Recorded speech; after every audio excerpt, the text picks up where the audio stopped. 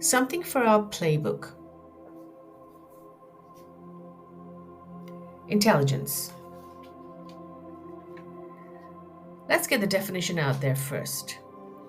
What do we mean by the word intelligence? The Oxford Dictionary has two definitions. The first is the ability to acquire and apply knowledge and skills. And the second definition is the collection of information of military and political value. We're going to focus on the first definition.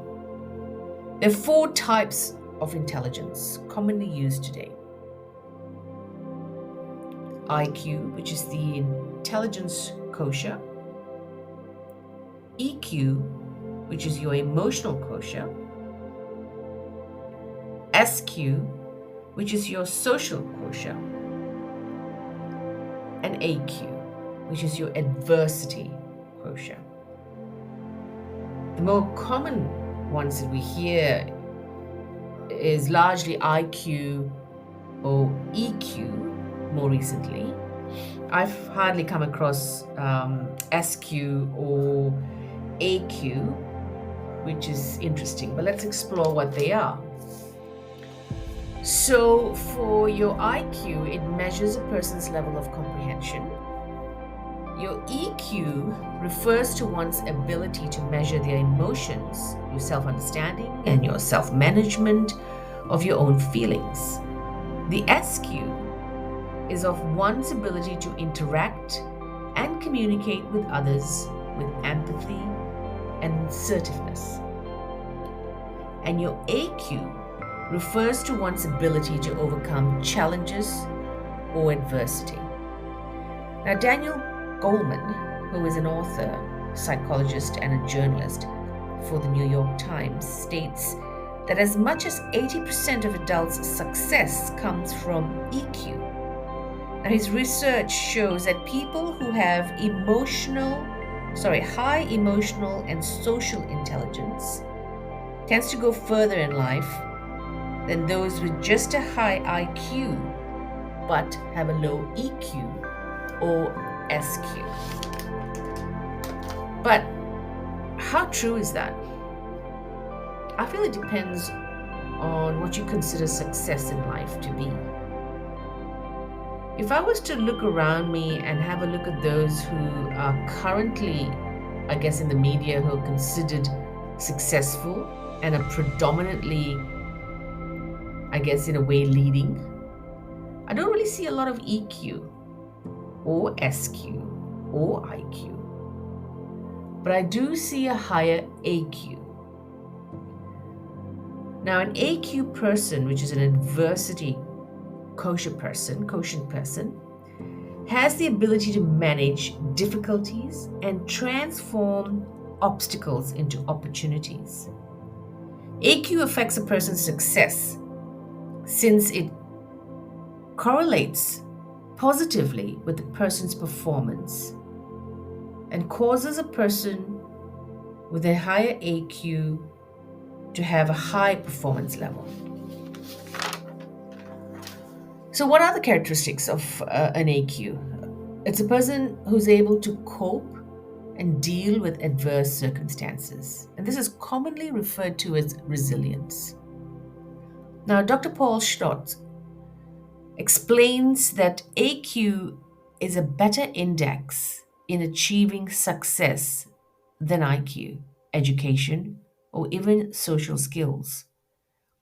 AQ is the most scientifically robust and widely used method in the world for measuring and strengthening human resilience. Resilient people bounce back from the inevitable adversities in life and are able to consciously self-reflect, adopt a plan, and move forward again into the game of life. The ability to realistically, optimistically, logical, and proactive are the key ingredients to preventing the hard knocks of life that take you down. So you can't control the events in your life, but you can control how you react to them. And this level of intelligence, I believe, in this day and age, is quite important for those who are really young, growing up in a world where they're getting so much information that don't necessarily strengthen their skills or give them the right resources to cope with adversity. Then again, it depends on where or which part of the world you're born in. So what's your measure? So how do we measure this? How do we know that we've got a high adverse quotient or AQ? So you notice your inner thoughts, the internal dialogue that determines how you react. That's number one. Number two, the means by which you face adversity. Number three, the time it takes you to recover, which is an important one, I think. Number four, your ability to take flack without being wounded. That's a really, really hard one. And I think that's where a lot of younger people and even older people suffer with not taking and not being able to sort of have this defense mechanism in front of them to protect them from some pretty hurtful words or criticism or bullying for that matter. Number five, your ability to use adversity as a wake-up call, opportunity or catalyst for change.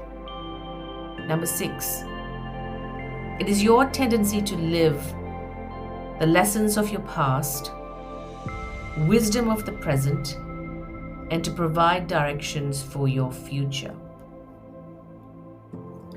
And number seven, which I think is probably the most, important one that we tend to hear quite a bit, and is the last measure. It's all about finding a way through. And I think this is an important one because suicide across our community is increasing. Data is hard to get. We're working through that. But we do hear about it. And I wonder if there's a way for us to measure the AQ early on in individuals and to determine how we actually encourage individuals with a not so high AQ to deal and to cope with some of the adversities in the world. Something to think about.